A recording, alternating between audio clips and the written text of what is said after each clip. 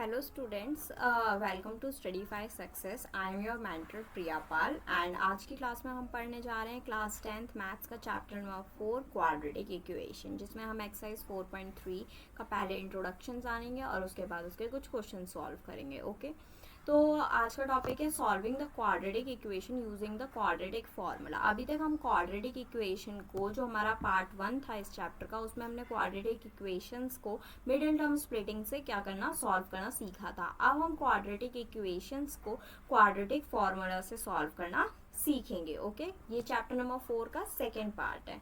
तो देखते हैं कि क्या फॉर्मूला है. क्वाड्रेटिक इक्वेशन जो होती है, जैसा कि हमने लास्ट क्लास में भी पढ़ा था कि क्वाड्रेटिक इक्वेशन जो होती है वो ax plus b x plus c is equals to 0 की फॉर्म की होती है, और जहाँ पे a जो होता है वो नॉट इक्वल्स टू 0 होता है, राइट. और जो क्वाड्रेटिक फॉर्मूला है आपका वो क्या होता है, x is equals to minus b plus minus under root b square minus 4ac upon 2a. Okay b जो है वो कॉफिशिएंट है आपका x का, b और a जो है वो कॉफिशिएंट है एक्स स्क्वायर का, c जो है वो कॉफिशिएंट है, c जो है वो आपका कांस्टेंट नंबर है. ओके तो ये होता है आपका क्वाड्रेटिक फार्मूला. ये फार्मूला बहुत ही इंपॉर्टेंट है आपका क्वाड्रेटिक इक्वेशंस फॉर्म करने के लिए. जब हमें मिडिल टर्म स्प्लिटिंग से फैक्टर्स नहीं मिलते हैं इजीली, तो हम क्वाड्रेटिक फार्मूला लगा के इजीली अपने आंसर के सॉल्यूशन फाइंड कर सकते हैं. तो आइए देखते हैं कि हमें कैसे पता चलेगा. डिस्क्रिमिनेंट क्या होता है, डी. डिस्क्रिमिनेंट मीन्स डी, यानी कि डी यानी कि आपका डिस्क्रिमिनेंट का फॉर्मूला होता है B square minus 4ac. B क्या है, कॉफिशिएंट ऑफ एक्स, ए क्या है, कॉफिशिएंट ऑफ एक्स स्क्वायर, और सी आपका कांस्टेंट नंबर. तो बी स्क्वायर माइनस 4ac लगाकर जब आप सॉल्व करते हैं और जो डी की वैल्यू है वो 0 से बड़ी आती है, जैसा कि आप जानते हैं क्वाड्रेटिक इक्वेशन की हाईएस्ट डिग्री 2 होती है, और इसका मतलब उसके जो कॉफिशिएंट होते हैं वो 2 होते हैं. ठीक है, तो अगर d की वैल्यू ग्रेटर देन 0 आती है तो उसमें दो डिस्टिंक्ट रियल रूट्स होंगे. क्या होंगे, दो रियल रूट्स हमें मिलेंगे, बट उन दोनों रूट्स की वैल्यू क्या होंगी, अलग अलग होगी. अगर d की वैल्यू 0 है तो उस केस में भी हमें रियल रूट्स मिलेंगे, पर इस बार जो रूट्स होंगे वो क्या होंगे, दोनों के दोनों इक्वल रूट्स होंगे. और अगर d की वैल्यू लेस देन 0 है, यानी कि d की वैल्यू 0 से छोटी है, तो उस केस में हमें कोई भी रियल रूट्स नहीं मिलेंगे, मतलब इमेजिनरी रूट्स मिलेंगे. ये क्या होता है, nature of the roots. Roots का क्या नेचर है, जो रूट्स हमें मिल रहे हैं क्वाड्रेटिक इक्वेशन सॉल्व करने के बाद, वो हमारे रियल रूट्स हैं, इमेजिनरी रूट्स हैं, दोनों इक्वल रूट्स हैं या अनइक्वल रूट्स हैं, मतलब डिस्टिंक्ट रूट है. ये हमें बताता है कौन, डिस्क्रिमिनेंट. और डिस्क्रिमिनेंट की हेल्प से फिर हम रूट्स पता करते हैं. तो आइए एक एग्जाम्पल की मदद से समझते हैं कि किस तरीके से हम इसे यूज करते हैं. ओके तो आप देखें तो यहाँ पे मैंने एक एग्जाम्पल लिया है, जो एग्जाम्पल हमने लास्ट क्लास में भी डिस्कस किया था. 2x square minus 7x plus 3 is equals to 0. ये आपका इक्वेशन है जहाँ पे a 2 जो है वो x स्क्वायर का कॉफिशिएंट है, यानी कि a की वैल्यू 2 हो गई है. अगर हम क्वाड्रेटिक इक्वेशन, जनरल इक्वेशन जो होती है क्वाड्रेटिक की, उससे अगर हम कंपेयर करते हैं, ए की वैल्यू जो होती है वो कॉफिशिएंट ऑफ एक्स स्क्वायर होती है, यानी कि 2 हो गई. बी जो होता है वो कॉफिशिएंट ऑफ एक्स होता है, यानी कि -7 हो गया. और सी की वैल्यू आपकी कांस्टेंट टर्म यानी कि 3 हो गई. डी का जो फॉर्मूला है आपने अभी पीछे पढ़ा है, क्या होता है, बी स्क्वायर माइनस 4ac. तो बी की जगह बी का स्क्वायर, यानी कि बी की वैल्यू -7 थी तो -7 का स्क्वायर करेंगे, माइनस 4ac. 4 ए की वैल्यू कितनी है, 2, और सी की वैल्यू कितनी है, 3. तो ये वैल्यूज हमने पुट कर दिए. -7 का होल स्क्वायर करेंगे तो 49 आ जाएगा, और 4 2 ज़ा 8, 8 3 ज़ा 24. 49 में से अगर 24 को माइनस करोगे तो आपका आंसर कितना आ जाएगा, 25 आ जाएगा, राइट. जब आपका आंसर 25 आ गया, अब जो आपने क्वाड्रेटिक इक्वेशन का फॉर्मूला पढ़ा है, कौन सा वाला, ये वाला, यहाँ पे x is equals to minus b plus minus b under root b square minus 4ac upon 2a. अगर इसमें आप वैल्यूज पुट कर देते हैं, अगर आप इसमें वैल्यूज पुट करेंगे तो x की वैल्यू जो हो जाएगी वो आपकी प्लस माइनस का, ठीक है. b की वैल्यू -7 थी तो माइनस ऑफ b, और माइनस ऑफ 7 करोगे तो +7 बन जाएगा. Plus minus under root d था, 25 का अंडर रूट करोगे तो आपको 5 मिल जाएगा, अपॉन में 4. तो x is equals to 7 plus minus 5 upon 4. अब एक बार अगर आप प्लस लेके इसको सॉल्व करोगे तो 5 प्लस 7 12 हो गया. 12 को 4 से डिवाइड करेंगे तो x की वैल्यू कितनी आ गई है आपकी, 3 आ गई है, राइट. और यहीं पे अगर एक बार माइनस लेके सॉल्व करोगे तो 7 माइनस 5 कितना हो जाएगा 2 डिवाइडेड बाय 4 करोगे तो आपकी x की वैल्यू -2 आ जाएगी। तो ये आपके दो रूट्स हैं जो कि डिस्टिंक्ट रूट हैं। डिस्टिंक्ट रूट क्यों है? क्योंकि जो d की वैल्यू है वो आपकी 0 से ग्रेटर थी। तो जब भी d की वैल्यू 0 से ग्रेटर होती है तब आपके जो होते हैं डिस्टिंक्ट रियल रूट्स होते हैं, इसीलिए आपके यहाँ पे डिस्टिंक्ट रियल रूट्स आए हैं। ओके, चलिए इस टाइप में एक और क्वेश्चन आता है जिसमें हमें k की वैल्यू फाइंड करनी होती है। तो आइए देखते हैं किस तरीके के क्वेश्चन होता है। हमें क्या करना है, finding k when roots are equal. जब रूट्स क्या है, इक्वल है। इक्वल रूट्स का क्या मतलब होता है, यानी डिस्क्रिमिनेंट क्या होना चाहिए आपका, 0 होना चाहिए, यानी कि जो d की वैल्यू होती है वो 0 होती है। तो d का फॉर्मूला तो आपको पता ही है, b² - 4ac होता है, राइट।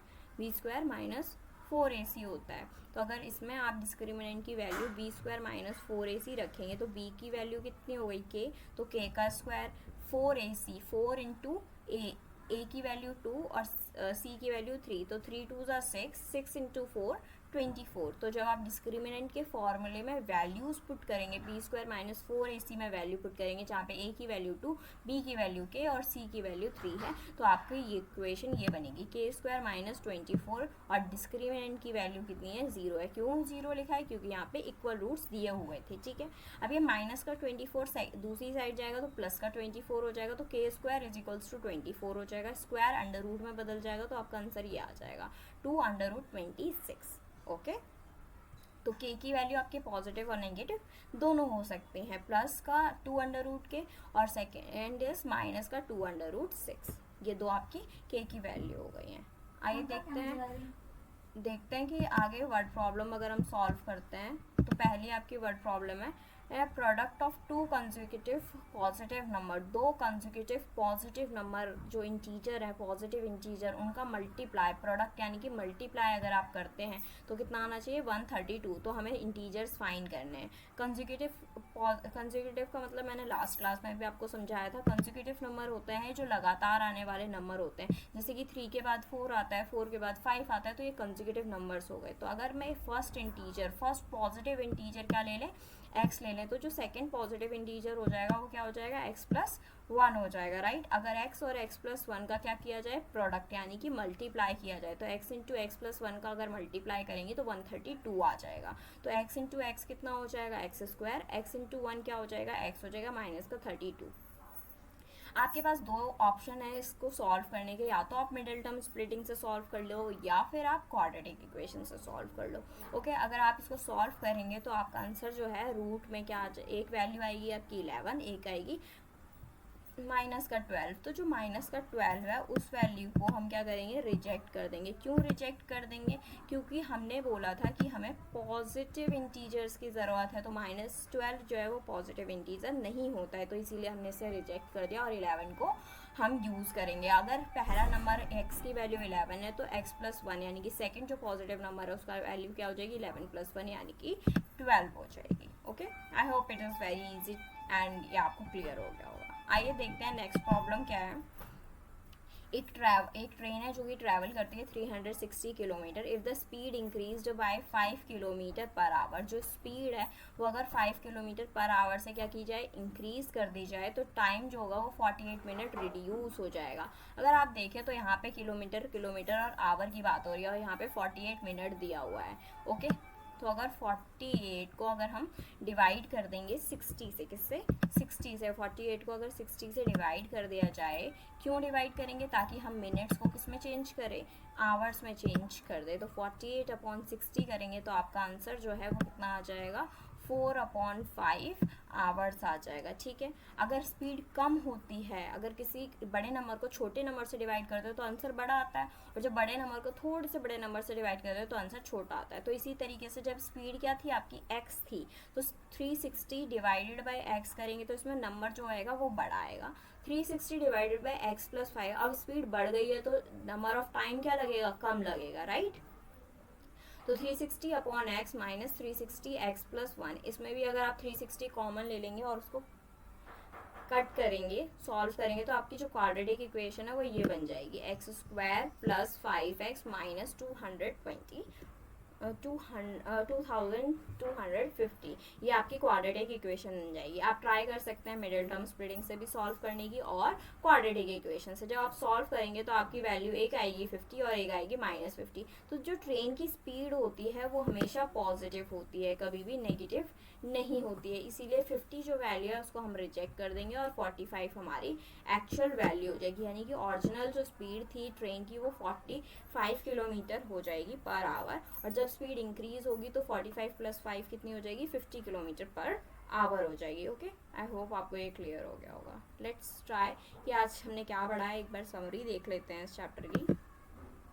तो सबसे पहले हमने देखा कि क्वाड्रेटिक इक्वेशन जो होती है वो ax² + bx + c की फॉर्म में होती है, और उसमें हम जब क्वाड्रेटिक फार्मूला यूज़ करके क्या करते हैं, क्वाड्रेटिक इक्वेशन को सॉल्व करते हैं। ठीक है, तो उसमें सबसे पहले हमें नेचर ऑफ द रूट्स पता करने होते हैं, टाइप क्या है रूट्स के। तो उसमें हम उसके लिए हम डिस्क्रिमिनेंट देखते हैं, डी की वैल्यू ग्रेटर देन 0 है तो रियल और डिस्टिंक्ट रूट हो गई, डी की वैल्यू 0 है तो हमारे इक्वल रूट्स होंगे, और डी की वैल्यू लेस देन 0 है तो इमेजिनरी रूट्स होंगे। ठीक है, और उसके बाद हमने क्या देखा, अगर डी की वैल्यू 0 है तो एक अननोन पैरामीटर जो कि के होता है उसकी वैल्यू कैसे फाइंड करते हैं। उसके बाद हमने कुछ वर्ड प्रॉब्लम्स देखी हैं। ओके, आई होप आपको ये समझ आ रहा हो। नेक्स्ट अगेन, अगर आप मैथ्स की प्रैक्टिस क्या करेंगे, रेगुलरली करेंगे और ब्रेक्स में करेंगे, मतलब स्टेप बाय स्टेप क्वेश्चन को समझ के फिर उसकी प्रैक्टिस करेंगे, तो मैथ्स आपके लिए बहुत ज़्यादा इजी हो जाएगी। इस ब्यूटीफुल कोड्स के साथ मैं आज की क्लास एंड करती हूँ। आई होप आपको ये क्लास इंटरेस्टिंग लगी हो। अगर आपको ये क्लास अच्छी लगी है तो आप बेल आइकन को प्रेस कर सकते हैं, चैनल को सब्सक्राइब कर सकते हैं, and keep watching this video and keep studying.